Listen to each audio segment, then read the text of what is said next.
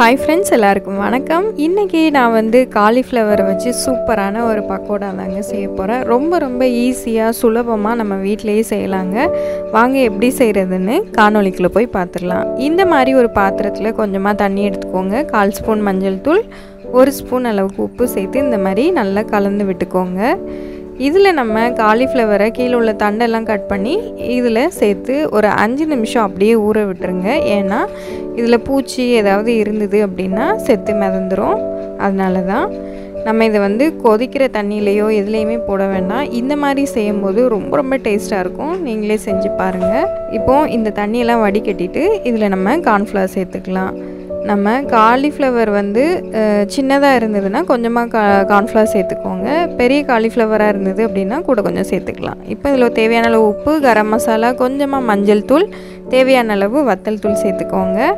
இப்போ இதெல்லாம் சேர்த்த பிறகு கொஞ்சமாக இஞ்சி பூண்டு பேஸ்ட்டு சேர்த்து இந்த மாதிரி நல்லா கலந்து விட்டுக்கோங்க. கலந்து விட்டு நம்ம உடனே பொரிக்கிறதா இருந்தால் கூட பொரிக்கலாம். இல்லை ஒரு 5 இல்லை 10 நிமிஷத்துக்கு அதை அப்படியே ஊற விட்டுட்டு அதுக்கப்புறம் நம்ம பொரிக்க ஆரம்பிக்கலாம். இந்த மாதிரி எல்லாம் கார்ன்ஃப்ளவரும் அதோடு நல்லா பைண்ட் ஆகணும். அந்த காலிஃப்ளவரோட தேவைப்பட்டால் நீங்கள் தண்ணி தெளிச்சுக்கோங்க. நல்லா எண்ணெய் சூடானதும் இந்த மாதிரி நம்ம இதில் கொஞ்சம் கொஞ்சமாக சேர்த்து பொரிக்க ஆரம்பிச்சிடலாம். ரொம்பவே ஈஸியாக நம்ம டக்குன்னு இதை செஞ்சு முடிச்சிடலாம். ஹெல்த்தியும் கூட. ஏன்னா பசங்க வெஜிடபிள் சாப்பிடவே மாட்டாங்க. இந்த மாதிரி செஞ்சு கொடுக்கும்போது ரொம்ப விரும்பி சாப்பிடுவாங்க.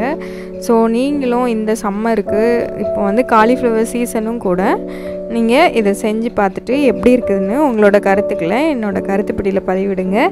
நீங்கள் இன்னும் இந்த சேனலை சப்ஸ்கிரைப் பண்ணாமல் இருந்தீங்கன்னா சப்ஸ்கிரைப் பண்ணி வச்சுக்கோங்க. பாருங்கள், அப்பப்போ லைட்டாக கிண்டி கொடுங்க. தீயை ரொம்ப ஹை ஃப்ளேமில் வச்சா தீஞ்சு போகும். ஸோ மிதமான ஃப்ளேமில் வச்சுக்கோங்க. நீங்கள் பாருங்கள், நல்ல கலர் சேஞ்ச் ஆகி நல்லா வெந்ததும் நம்ம இதை எடுத்துடலாம்.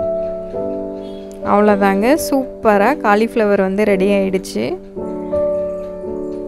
இவ்வளோ நேரம் இந்த காணொலியை பொறுமையாக இருந்து பார்த்தவங்க எல்லாத்துக்கும் ரொம்பவே நன்றிங்க.